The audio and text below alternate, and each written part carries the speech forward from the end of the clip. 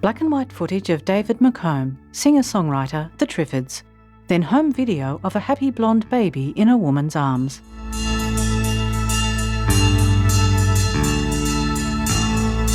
A human voice backed by some sort of rhythmic noise where words and music of any kind meet. That to me is a song. Photos of David. Then a lyrics sheet for Wide Open Road. The drums rolled off in my forehead. There's a lot of great Australian songwriters, but he's certainly amongst the best that this country's produced in the last 30 years. I never considered myself particularly Australian at all. I just thought I just come from this bland suburb in Perth. You just see those songs, see them and feel them and smell them. Australian records did not have atmosphere. No attempt to set lyrics or the stories of the songs against an atmospheric backing. I saw someone who was really strong and really tender at the same time. His way of looking at things was his own. There was nothing generic about him.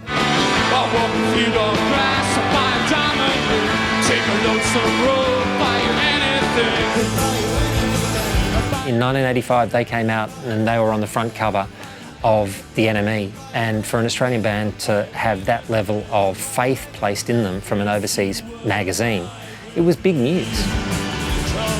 I thrive on internal mental tension. I like being driven. It keeps you on your toes. Long term, it has to end, unless I let my self-destructive urges take over.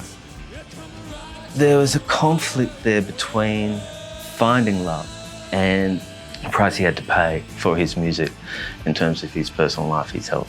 He was so driven, he was so intense about it that he was willing to sacrifice those things.